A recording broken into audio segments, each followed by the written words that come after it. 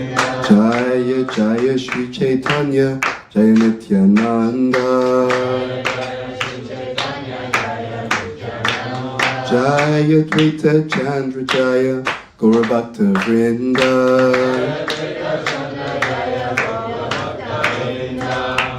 Okay, so we're reading from Adi Lila, chapter 9, text number 11, if my memory serves me correctly.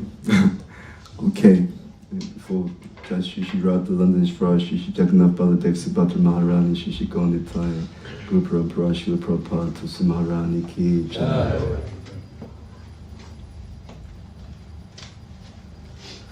Okay, so this chapter is entitled The Desire Tree of Devotional Service. Okay,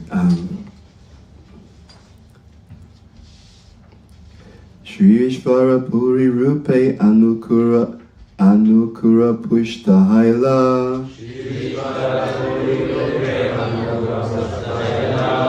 Apane Chaitanya Mali Skanda Upajila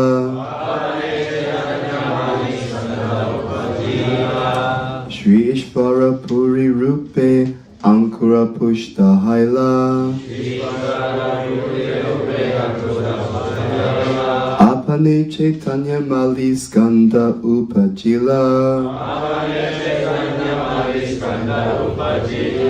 Shri Ishvara Puri Rupe Ankura Pushta Haila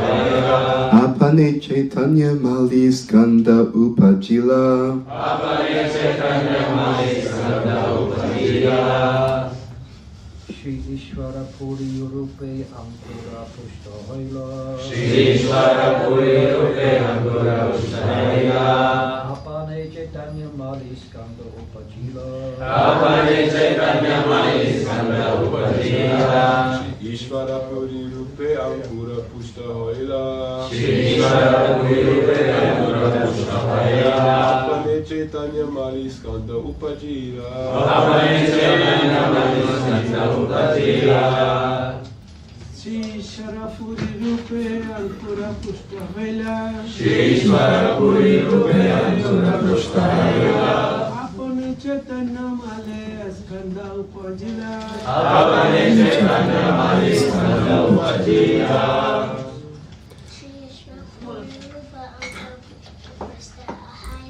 Shri Ishvara Puri Rupe Ankura Pushta Haila Apane Chaitanya Mali Skanda Upajila. Vaishnavis.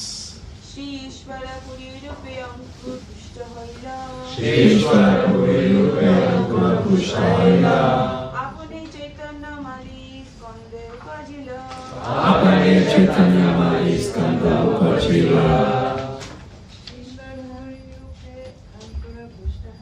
Shri Ishvara Puri Rupe Ankura Pushta Haila Apane Chaitanya Mali Skanda Upajila. Okay, Shri Ishvara Puri. By the name Shri Ishvara Puri. Rupe. In the form of Ankura. The seed. Pushta. Cultivated. Haila.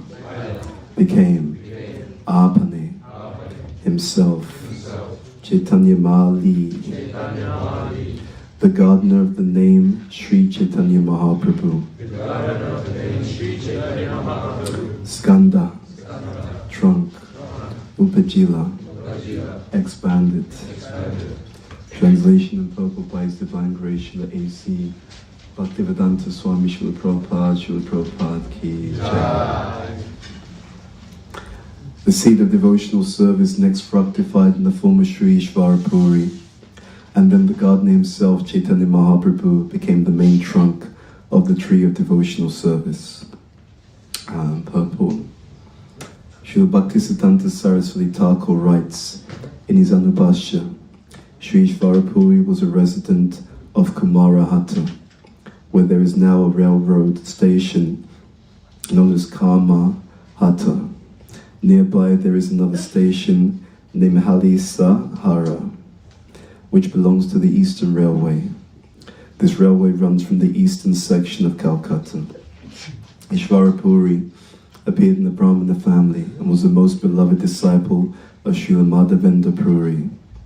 In the last portion of Sri Chaitanya Charitamrita Antya Lila, chapter 8, verses 28 to 31, it is stated, Ishvarapuri Gosanikari Sripada Sevana Swahaste Karena Mala Mutradi Majana Nirantara Krishna Nama Karaya Smarana Krishna Nama Krishna Lila Shunaya Anukshana Tushtahana Puri Tanre Kaila Alingana Bharatila Krishna Tamara Adu Pakapakana. The ecstasy is very strong. Say Hate Ishvara Puri Premera Sagara. At the last stage of his life, Sri Madhavendra Puri became an invalid and was completely unable to move. And Ishvara Puri so completely engaged himself in his service that he personally cleaned up his stool and urine, always chanting the Hare Krishna Maha Mantra and reminding Sri Madhavendra Puri about the pastimes of Lord Krishna. In the last stage of his life, Ishvara Puri gave the best service among his disciples. Thus, Madhavendra Puri, being very pleased with him, blessed him, saying, "My dear boy, I can only pray to Krishna that he will be pleased with you." Thus, Ishvara Puri, by the grace of his spiritual master, Sri Madhavendra Puri, became a great devotee in the ocean of love of Godhead. Srila Vishwanath Chakravarti states in his Guru Vastika prayer, Yasya prasadat bhagavat prasado, yasya prasadan nagati kutopi. By the mercy of the spiritual master, one is blessed by the mercy of Krishna. Without the grace of the spiritual master, one cannot make any advancement. It is by the mercy of the spiritual master that one becomes perfect, as vividly exemplified here. A Vaishnava is always protected by the Supreme Personality of Godhead, but if he appears to be an invalid, this gives a chance to his disciples to serve him. Ishvara Puri pleased his spiritual master by service, and by the blessings of his spiritual master, he became such a great personality that Lord, he was such a great personality, lost my place. He became such a great personality that Lord Chaitanya Mahaprabhu accepted him as his spiritual master. Srila Ishvara Puri was the spiritual master of Sri Chaitanya Mahaprabhu. But before initiating Lord Chaitanya, he went to Navadvip and lived for a few months in the house of Gopinath Acharya. At that time, Lord Chaitanya became acquainted with him, and it is understood that he served Sri Chaitanya Mahaprabhu by reciting his book, Krishna Lilamrita. This is explained in Sri Chaitanya Bhagavat, Adikanda, chapter 11. To teach others by example how to be a faithful disciple of one's spiritual master. Sri Chaitanya Mahaprabhu, the Supreme Personality of Godhead, visited the birthplace of Ishvara Puri at Kumara Hatta and collected some earth from his birth site. This he kept very carefully, and he used to eat a small portion of it daily. This is stated in the Chaitanya Bhagavat Adikand, chapter 17. It has now become customary for devotees, following the example of Sri Chaitanya Mahaprabhu, to go there and collect some earth from that place. It's beautiful. Om Jnana-Tamarandasya Jnananjana Shalakaya Chakshu Umilitam Yena Tasmai Shri Gurave Namaha Sri Chaitanya Manobishtam Stapitam Yena Bhutale Swayam Rupa Kadamayam Dadati Swapadantikam Vandeham Shri Guru Shri Yata Padakamalam Shri Gurun Vaishnavanscha Shri Rupam Sagrajatam Sagana Ragnatam Vitam Tvam Sajivam Sadvaitam Savadutam Virgina Saitam Krishna Chaitanya Devam Shri Radha Krishna Padan Sahagana Lalita Shri Vishakam Vitamscha. Hey Krishna Karuna Sindhu Dinabandhu Jagatpate Gopesha Gopika Kanta Radha Kanta Namostate Tapta Kanchana Gaurangi Radhe Vrindavaneshwari Vrishabhanu Sutadevi Pranamami Haripriye Vancha Kalpatarubhyascha Kripa Sindhubhyevacha Patitanam Pavanebhyo Vaishnavebhyo Namo Namaha. Shri Krishna Chaitanya Prabhu Nityananda Shri Advaita Gadadhara Shri Vasavi Gaura Bhaktavrinda. Hare Krishna Krishna Krishna Hare Hare Hare Rama Rama Rama Hare Hare. The seed of devotional service next fructified in the form of Sri Ishvarapuri, and then the gardener himself, Chaitanya Mahaprabhu, became the main trunk of the tree of devotional service. So Prabhupada writes at the beginning of this chapter, he's explaining how this tree of devotional service, Prabhupada said, it encircles the entire world. And these fruits that we consider love of Godhead, are meant to be distributed around the entire world. The entire Gaudiya Vaishnava philosophy is an affair of the heart. It's very, very beautifully explained here, in a very touching way, about the deep love that takes place in the loving exchanges between the Vaishnava devotees of the Lord. It explains also here in this purport how Ishvarapuri became the spiritual master of none other than the Supreme Personality of Godhead himself. We should never forget that the heartbeat of our devotional service is love, and the expression of love is savor. If ever we move away from this central concept, we miss the essence. So what we are trying to do as Vaishnavas is to once again come in touch with our natural state of loving service, not only to Krishna, but to Krishna's devotees. It's very, very moving in this purport. It is explained, let's see, Ishvarapuri, let's go by Madhavendra Puri. It says, Prabhupada writes here, became an invalid and was completely unable to move. Just take a moment to juxtapose that particular statement, because Prabhupada later on, he says something which directly relates to this, and which is, as with all of Prabhupada's statements, so profound. Prabhupada says a Vaishnava is always protected by the Supreme Personality of Godhead, but if he appears to be an invalid, this gives a chance to his disciples to serve him. Krishna is always looking after and always protecting his devotees. That is why anyone who comes into contact with this culture of devotional service is extremely fortunate. The protection is always there. There are these two things, protection and perception. We always have protection, we don't always have perception.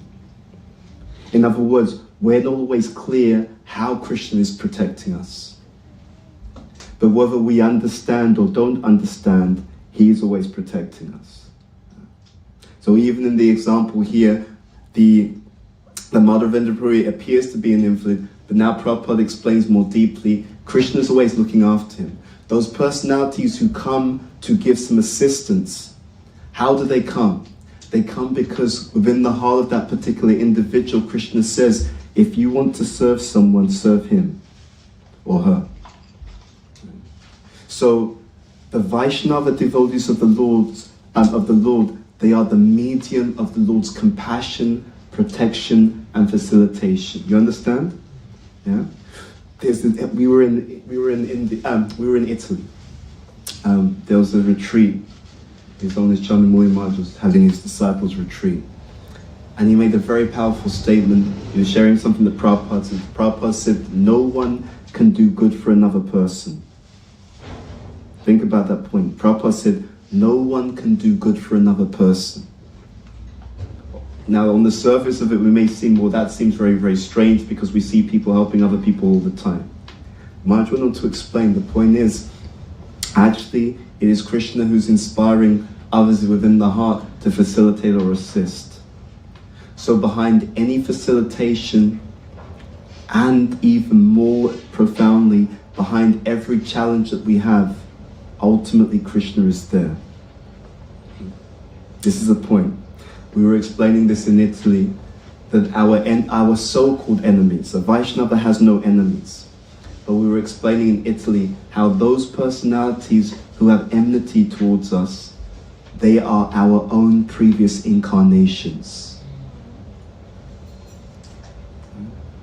Those people who have so-called enmity towards us, they are our own previous incarnations. They are expressions of the type of person that we were previously. And it's a reunion. We come up against our previous patterns. And even then, those previous patterns are greatly minimized. This purport, this point about the blessings. So Prabhupada writes here, thus Madhavendra Puri, being very pleased with him, thus Ishvara Puri, blessed him, saying, my dear boy, I can only pray to Krishna that he will be pleased with you. This is extremely profound. The association of devotees is like a powerhouse. This mercy potency, this kripa shakti, it is present whenever the devotees are present. You see that there are two things. We could talk about the electrical energy, right? The electricity supply. And you could say that there's a generator, right? National grid, whatever you want to call it. It is producing all this electricity. Absolutely true. But even more significant is which aspect of that can we relate to? We relate to the plug in your house, isn't it? There's a national power grid, but you have no idea what that feels like, what that looks like, etc. But then you have the plug in your house. So you could say that there is the remote power source, and there is the more immediate local power source. So the remote power source is Krishna. But then you have the immediate power source, and the immediate power source is the devotee. It is by the blessings of the Vaishnavas that everything comes. As Prabhupada is explaining here. And Prabhupada, this point isn't just made once. Prabhupada makes this point again and again and again.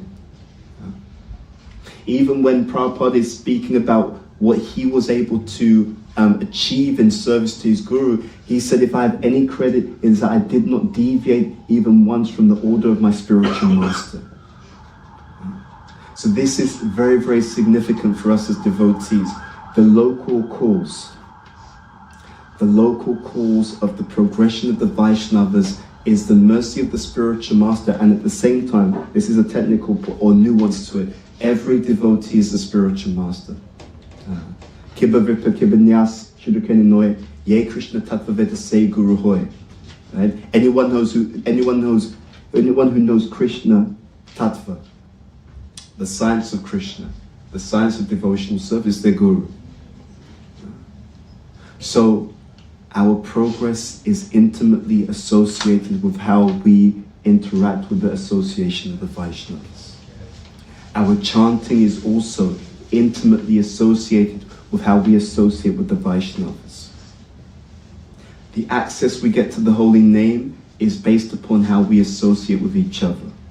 Therefore, the Paramaparad, the first offense, is to do what? Blaspheme the devotees who have dedicated their lives to the propagation of the holy names of the Lord. This is how it works. This is a science. Interestingly enough, so we know that Sri Ishvara Puri is the spiritual master of Sri Chaitanya Mahaprabhu, but here Prabhupada will also explain how did he, so he was blessed by Madhavendra Puri. Because he was blessed by Madhavendra Puri, he had this association of Sri Chaitanya Mahaprabhu. Not just the association, he did something even more. He was blessed to actually render service.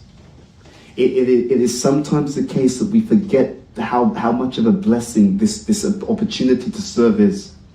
There are many living entities who in this lifetime they will never meet a Vaishnava. Just take a moment to think about that. They will not meet a Vaishnava in this lifetime. And then sometimes the question becomes, well, isn't that unfair? That you have all these constant religious debates. I was actually watching a debate recently. And I could understand that they were, in many cases, they were missing the point because they were trying to understand the truth on the platform of the mental speculation. So one person argues something, someone else argues something else, someone else argues something else. And then actually I was on a call. It was some program that we were running. And someone was asking about the Ramayana. And is it real? Right? We hear about Hanuman, we hear about this, we hear about that, is it real? And so they asked me the question, and also one or two other devotees were on the call, and different answers were given. And then someone left the call, it was a Zoom call, so they put in the chat, actually it's not real. That was their conclusion. Anyway, I actually pointed out that no, it's not. It doesn't work like that. See, and this is something that the false ego really dislikes. The false ego really dislikes the fact that in order to experience certain aspects of reality, you have to be qualified.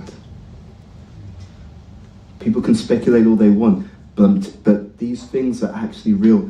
Not only are they real, they can be directly perceived. Yeah.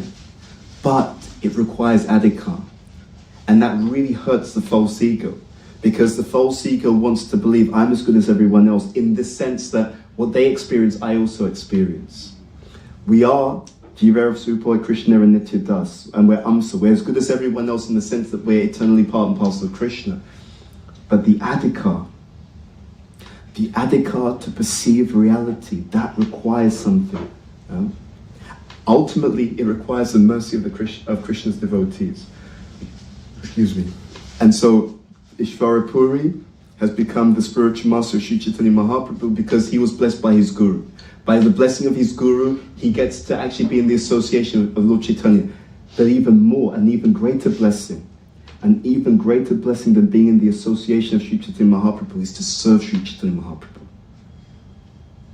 And Prabhupada explains here, what did he do? It says here, at that time, Lord Chaitanya became acquainted with him, and it is understood that he served Sri Chaitanya Mahaprabhu by reciting his book, Krishna Lilamrita.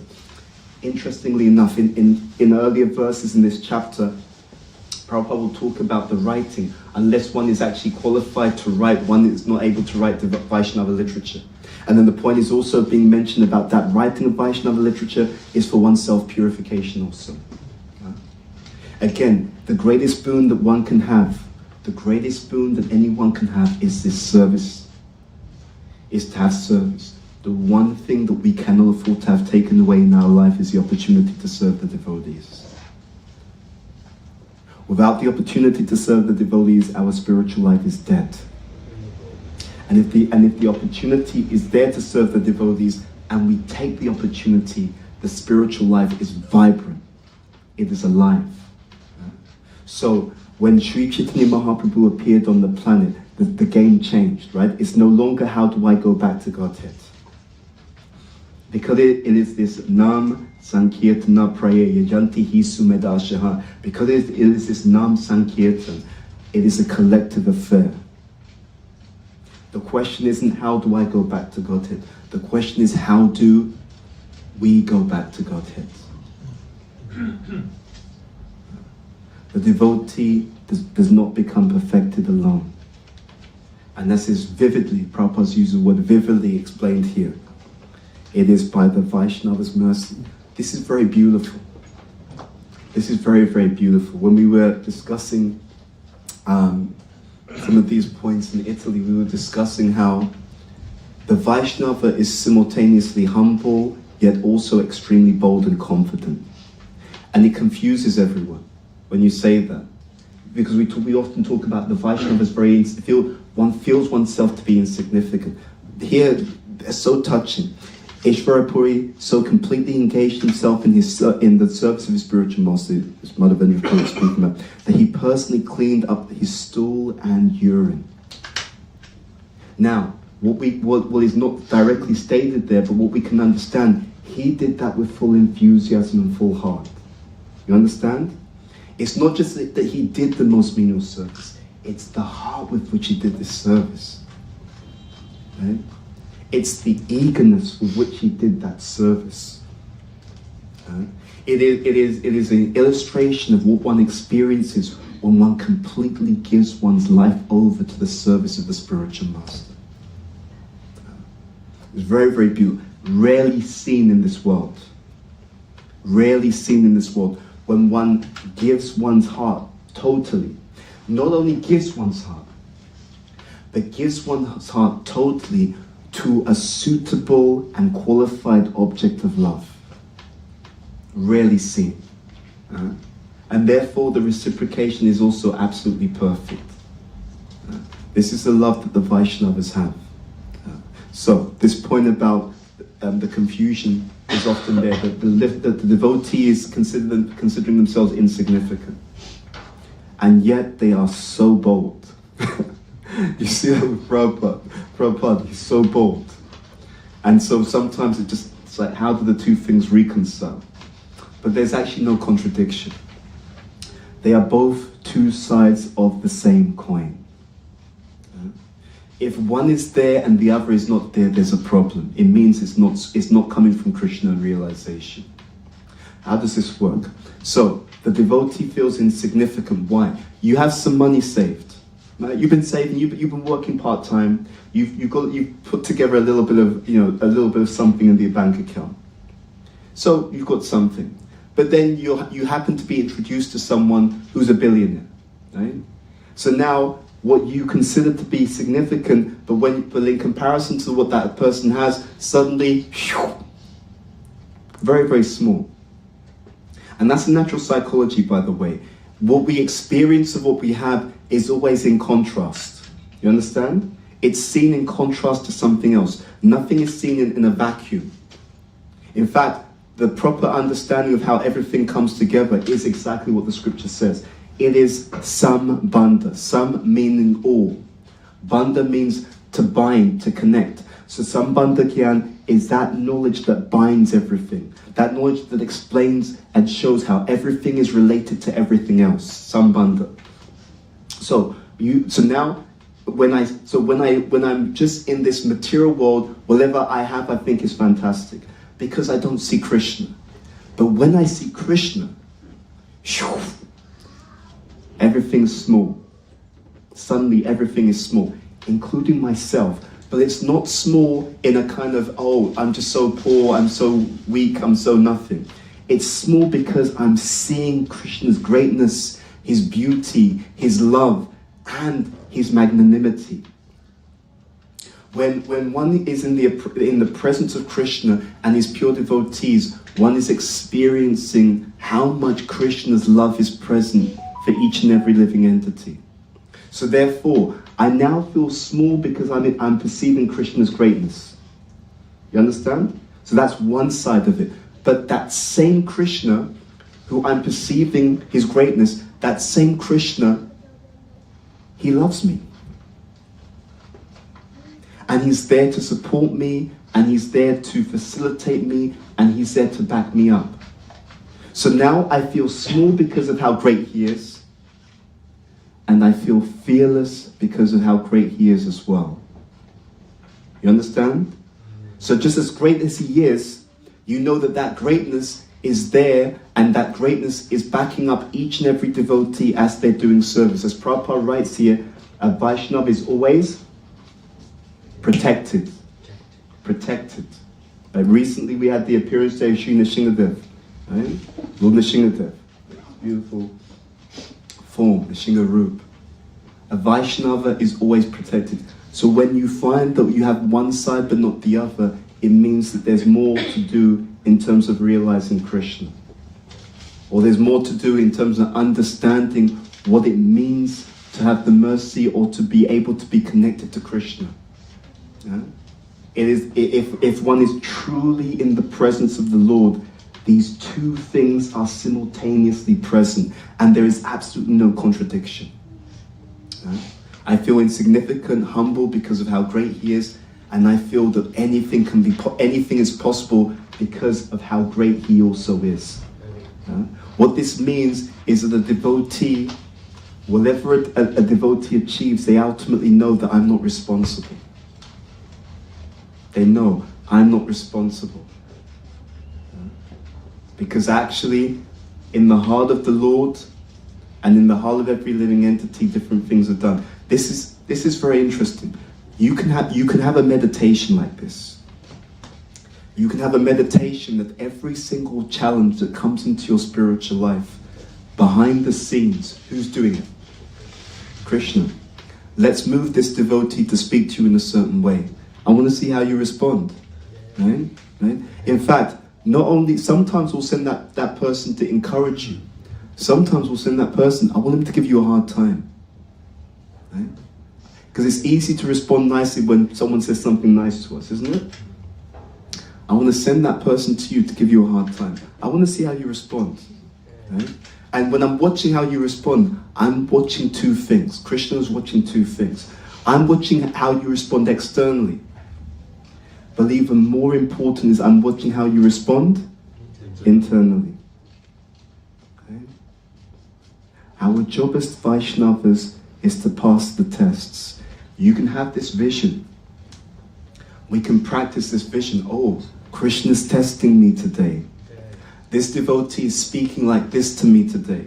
This person is saying this to me today. This interaction is like this to me today. But because I'm hearing regularly, because I'm hearing from Prabhupada's books regularly, I can understand that behind this situation is the Supreme Personality of Godhead. I can understand Krishna's behind it. And I can understand that if I respond correctly, both externally and internally, then I become qualified for a higher level of bhakti. All of our situations in life, they're simply loving tests given to us by the Supreme Personality of Godhead, and He's doing it behind the scenes. It's just like you're playing chess against someone. You can't see who you're playing chess against. All you see are the pieces on the board, but you don't see the person who's moving the pieces. That's the point. Now, I want to give a nuance to this. There are 3 levels. The first level is Dharma or Adharma. Right? So I act properly or I act improperly now. Okay? For example, someone is very careful to eat healthy food, right? They have a healthy diet, they exercise, all this kind of stuff. You know, I go for a run every day, I eat healthy food, etc. So you can say that that's Dharma. They're acting properly as far as food is concerned. Next level is karma. Okay? So the reactions of my previous activities. So let's say over the last year, I've been eating very, very healthy, but for the last 20 years, I was eating junk food, right? So now my present dharmic activity is also going to meet my previous karma, okay? So if I've been eating unhealthy for 20 years and I've been eating healthy for 1 year, overall, what's my health likely to be? Good or bad? Bad, right? Because I've been doing the wrong thing for a very long time, okay? So I've got my current behavior, I've got the reactions to my previous behavior, and then above that, yeyatamam prapadyante. Tam sateva bhajamyaham mama vat manuvatate manusya pavasavashaha. Above that is bhakti. Above that is how and to what degree Krishna's mercy is entering into my life. And that degree of Krishna's mercy entering into my life is based upon this verse, yeyatamam prapadyante. It says, as all what? As you surrender. There's a misunderstanding that the Vaishnavas have that I'm a devotee, suddenly everything should work out. Yeah? Not exactly like that. Actually, things work out more than they should. But it's also according to the degree of our surrender. You see? What we have to understand is How much have we taken shelter of the Supreme Personality of God? It's beautiful here, this purple. Why is it so beautiful? Prabhupada is talking about Lord Sri Chaitanya Mahaprabhu being a role model, being an example. And what is he doing as an example? What are we being told? He's taking shelter of who? In this purple, who's he taking shelter of? His spiritual master. He's the source of the tree. He is the Supreme Personality of Godhead, and he's taking shelter of a spiritual master. It's so moving. Huh? He cares so much about the living entities. Now, in the world right now, most people just tell you what to do. But the God that we love, he cares so much for the living entities. He doesn't need to do any of this. But he appears on the earth to show by his own personal example what to do. This is the extreme compassion of Srimati Radharani. It is the extreme compassion of Srimati Radharani. Tapta Kanchana Gaurangi Radhe Vrindavaneshwari Rishabhanu Sutta Devi Pranamami Hari Priye. Very, very, very beautiful. So, to open up for questions in a moment. So we see the example, and again, these 3 levels, Dharma, Karma, Bhakti. If we fully surrender, actually, these other 2 levels completely irrelevant. Doesn't mean that things won't happen. Okay, this is another thing people misunderstand. They think that because I surrender, therefore everything should be easy, and therefore everything should go externally a certain way. Wrong answer. If I surrender, everything should go Krishna's way. You see? That's the point. If I surrender, everything should go in the way that Krishna wants it to go. That is the actual meaning of surrender. Surrender means I want to move according to the will of the Supreme Personality of Godhead. And that surrender also creates that vision, as we said, protection and perception. If I surrender fully, I am fully protected, and if I surrender fully, it will cause me to always understand. And I'm gonna invite you to practice this as a meditation for your day. I'm going to invite you to practice as a meditation for today, and if you want, every day. That behind every person who comes to you, every interaction, whether they so-called treat you nicely or not nicely, I'm going to invite you to have the meditation that behind whatever's coming in my way, behind what someone says to me, does to me, there is a loving hand of my loving Krishna. And that loving Krishna, he's watching me. I'm sending someone to you. Of course, it's also sometimes if it's negative, it's because you did something to them in your previous life. So don't get upset about that, right?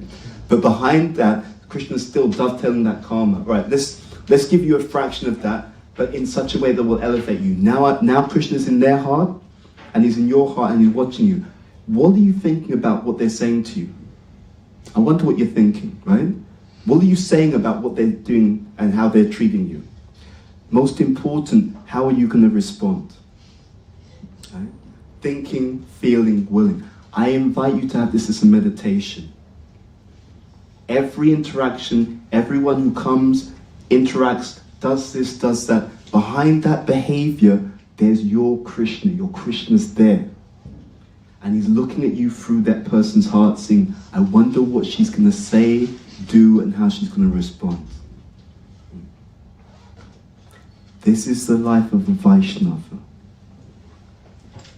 This is the perception of a Vaishnava. Because we are protected. And therefore, every single so-called situation, issue, etc. has been carefully orchestrated by the Supreme Personality of Godhead purely for our advancement if we have the consciousness to perceive it that way. Isn't that exciting? Huh? Krishna Sangati. Every interaction is an opportunity to meet Krishna within the heart of another living entity. We're going to invite you to practice that meditation. And when we practice that meditation, one of the major differences that we will perceive is that we can deal with every single situation and challenge as an affectionate offering of love and an affectionate invitation to elevate our consciousness. If we can see like that, if we can hold on to that understanding, we will progress like anything in our spiritual life. This is why the Shastra is so important, because the material world, it has an effect upon us. The material world encourages a material perception. You understand? Yeah? It encourages an illusory perception. Just like we were talking at this point about the having to have a qualification to see things. It really is like that. When Prabhupada says he can see Krishna, it means he can actually see him interacting. He can see him. When the pure devotees, when they go to Vrindavan, to Mayapur, to Jagannath Puri, with the proper adhikar, they can see those pastimes taking place in real time. But it requires that adhikar. Premanjana charita bhakti vilochanena. And every aspect of reality is like that. Whether people know it or not makes no difference. We want to get that. So we were explaining this in Italy. Krishna consciousness means lifestyles of the spiritually rich and famous. Right? Every time we interact properly with the devotees, every time we interact properly with the spiritual master, and by the way, please remember this point if you remember nothing else, proper interaction is consciousness. I've carefully watched our community of devotees around the world, giving an example that everyone can relate to. And everyone is very good at being externally humble. Have you noticed that? Right? They'll say all the right things. Oh, Prabhu. Oh, Prabhu. Oh, Prabhu. Prabhu. Oh, Prabhu. I'm so fallen. I'm so fallen. Right? Everyone will say all the right things. It's down to an art. But in many cases, that's not what we're thinking. What we're thinking is, how can I get this person out the way and get to that Mahaprasad before they do? Right? And if I need to kick them, we're ready to roll. Okay? This kind of mentality. So everyone's good at saying the same things, saying the right things. But Krishna sees Bhavagrahi Janardana. Krishna accepts the essence of a devotee's service. So we have so much opportunity. Please, I encourage you to do this meditation. At least today, if you can practice for long if you want. Everyone who comes and interacts with you, in their heart, Krishna's watching. No matter what they say or do. And look, realistically, especially it's when it's negative. Because we find it easy to have the right consciousness when it's so-called positive. But what we're trying to do is develop that Krishna consciousness. That you know what, there's Krishna's behind this. He's behind it for some ultimately higher and beneficial reason. He's behind it. They're speaking to me like that. Krishna's behind it, right? They're doing this to me. Krishna's behind it. We want to be able to say thank you for Krishna, thank you to Krishna in every single circumstances. Someone encourages you, thank you, Krishna. You know, I don't deserve it. I don't deserve to be in the association of devotees. They're so kind. They're of such a caliber. But you're so kind that you've sent these devotees to encourage me, even though I don't deserve it. Thank you, Krishna. Okay? Someone gives you a hard time. You think, Krishna, actually I deserve it much worse. But you're so kind. You've minimized it. And you're using it to help me to remain humble and to become tolerant. In every situation, that should be the mentality.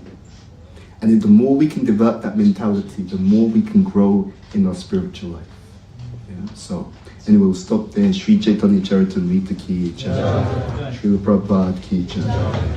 Janitai Gaur Premanandi Hari Hari Bol. Do you have any questions? Yes, Prabhu. Hare Krishna, Prabhu. Thank you so much for the class. I think my question is about, how do we develop the strong, mentality, to always think that this is in Krishna's plans? Sometimes the mind gets in the way a lot of times. Yeah. Like a very practical way of how do we maintain strong, especially fluctuations sometimes. Yeah, so I've been studying how the scriptures talk about the mind and how it works. There are many things that allow us to develop the mindset. One of them is repetition, actually. It's not just hearing. We have to hear again and again and again for it to really sink in. The journey of hearing is a journey from the head to the, or is a journey from the ear to the head to the heart. Yeah. So we can consider that we've heard properly when it's actually becomes, when what we've heard is rooted in the heart, which means it becomes embodied in our natural character. You understand? Until that stage, whatever we're hearing is still on the journey. It hasn't quite reached its destination. It's still on the journey there. So that's the first point. So hearing regularly. The second is that we want to be as receptive as possible to what we hear. Okay? And that's why the humility is so important. Without humility, the journey becomes impeded. The journey to the heart. The knowledge is not meant for the head alone.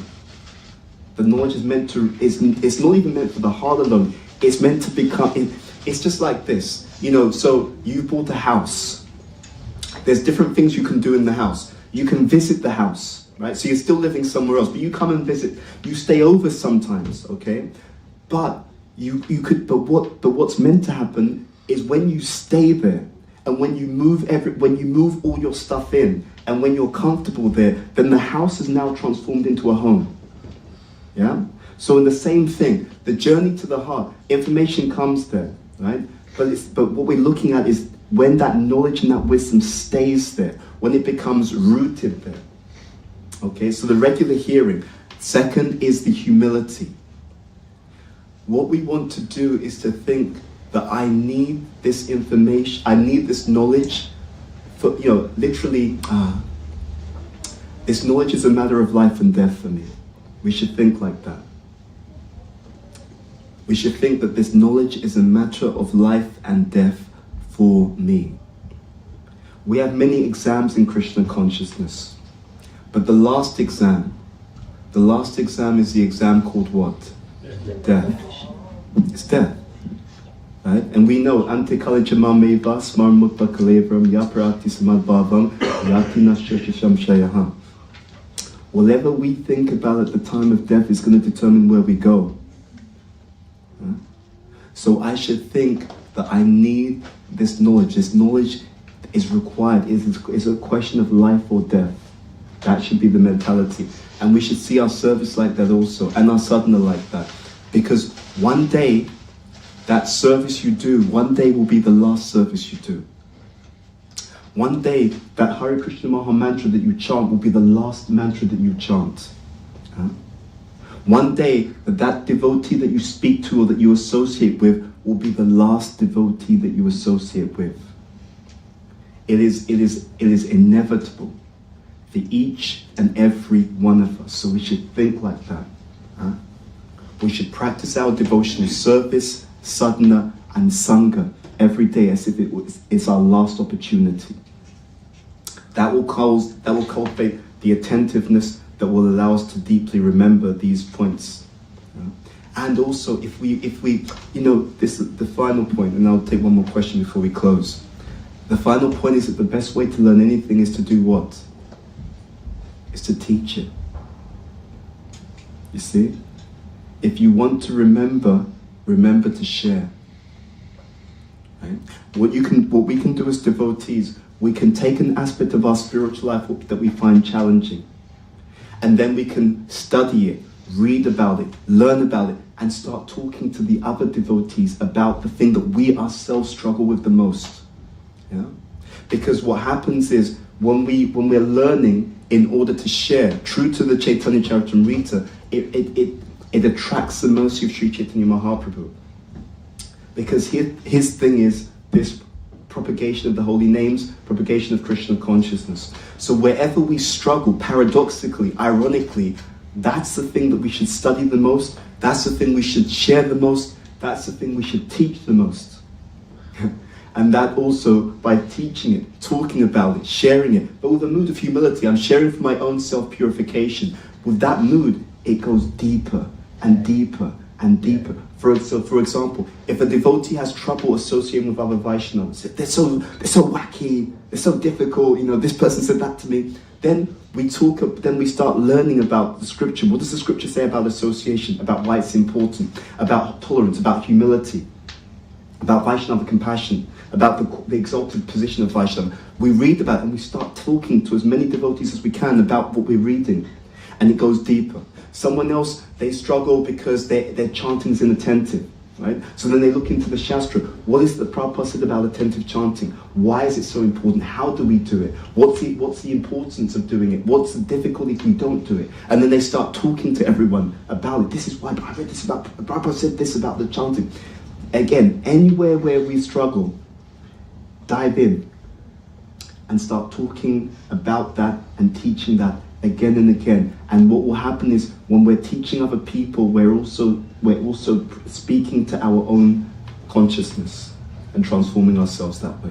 Does that help? Okay, thank you. Yes. Hare Krishna, thank you for your amazing class. I want to ask you a question about devotee care, because we have been talking about Ishvara Puri, how he was looking after Madhavendra Puri, and I think our gurus in ISKCON, they are very well cared by their own disciples, but I think, it's a question, do you think we can do much more for our elder devotees in ISKCON, this aspect of devotee care, to develop it much more? Would you give us some insight into that? Thank you for your question. Yeah, I've been thinking about this a lot. I think there's a couple of things, it's Krishna's mercy that we get to talk about it. The first thing I think we really need to understand is that there's an opportunity for us to enhance our Vaishnava culture in the following way.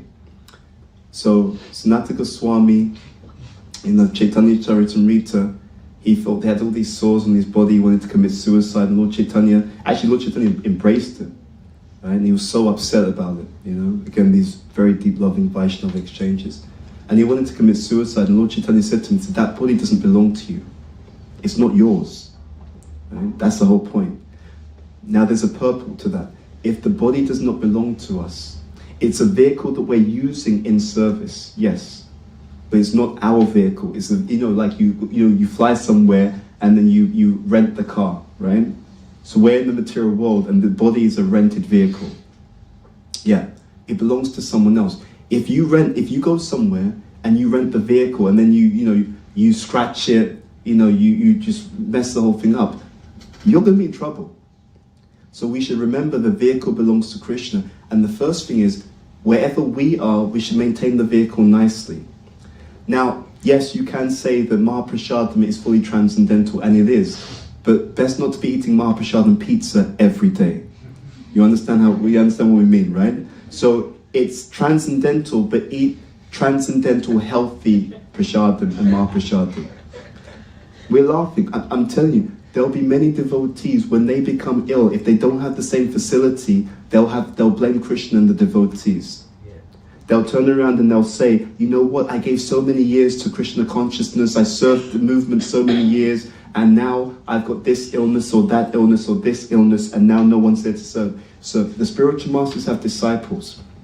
Even then there can be challenges, right? So the first thing is we should take responsibility to look after Krishna's vehicle properly. That's the foundational point.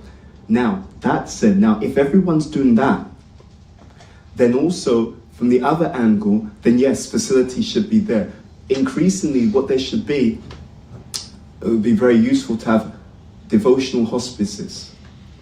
I know that my spiritual master, he actually told some of his disciples that they should create a hospice in Gita Nagari, so that when devotees are older, they have a space in a spiritual environment with facility so that they can actually prepare to leave the world in the most glorious way. And again, it's spoken about here, right? One can leave in the association of devotees, hearing kirtan, taking prasadam, remembering Krishna. It's very, very important. Now, of course, for that to work, it requires a few things. It requires resources, it requires facility, it requires devotees who are trained. Those things can be there, but it can be done, and it should be done. Yeah. So yes, there's more we can do. Yeah, those are my initial thoughts. Does that answer your question? And also here, it could be also done here. Yes, it can be done many places. It should be done. It should be done, but it requires a few things to come together. Sometimes, I'll just share this also, then maybe we'll end because there's time. You see, I'm going to expand more broadly on this. In any movement, there are many things that need to be done. Many things. Everything is interdependent. So what happens is, if each and every devotee does what they're meant to be doing, right? Meaning that you have maybe particular instructions given to you by your spiritual master, or there may be particular ways in which you can contribute based upon things that you know, skills that you have, experience, etc. Excuse me. If every devotee does what they're meant to be doing, contributes in the way that they're meant to be contributing, and of course checking that in with spiritual master authority, then every time a devotee does that, they actually help others to do what they're meant to be doing. We're affected more by the principle than by the detail. You see? I'll explain what I mean by that. There's some devotees, let's say that you're an academic. You're a devotee who's got academic qualifications. You come to the temple, you sweep the floor. That's fine. That's good. But there's a need for the Bhaktivedanta Institute for devotees who have got academic qualifications to preach to the scientists, and they can't find anyone. And you're one of the few devotees who has that qualification. You see where I'm going with that, right? And because you've got that qualification, you're doing something that many people can do, and the thing that needs to be done that hardly anyone can do, you're not doing it.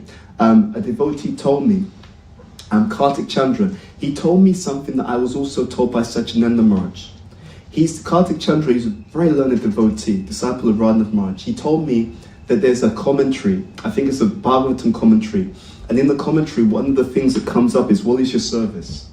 And one way, there's more than one way to look at this, but one of the ways is what is it that you can contribute that may not be able to be contributed by others in the same way? You see? So, going back to your vision, it's not that every devotee will be good at let's say raising the money for a hospice. Some would have more ability to raise resources. So if they've got that ability, the networks, the acumen, great, let them do it. Others may be better at, I know a devotee who's good at architecture. They'll be better at designing the architecture for that building. You see? But more and more what we want to see is, where's my contribution? What is it that I should be contributing? What is it that I can contribute to the best of my ability? And of course, sometimes there'll be things which are universal, right? And sometimes there'll be things where we have maybe some ability to specialize. So we should think like that, because if everyone does that, then you can actually get so much more done, even with the same amount of effort, with the same number of devotees. Yeah. Sometimes the difficulties that we have is because we're not serving in as wise a way as we can. And a good example is when someone's young, they should preach to the youth. You see? Because if they're in their teens, the elders may not see them in the same way if they try to preach to them. But if they speak to young people, they're on the same level, they can really get there. You see the point? So the things, it's just being a little bit more strategic and wise in how we make things happen for Krishna's pleasure. And of course, doing that in line with the orders of the spiritual master, our authorities as well. Then it can be explosively successful. Thank you very much for your question, Hare Krishna. Okay, so we'll stop there. Shri Chaitanya Charitamrita ki jai, Srila Prabhupada ki jai, Jai Nitai Gaur Premanandi, Hare Hare.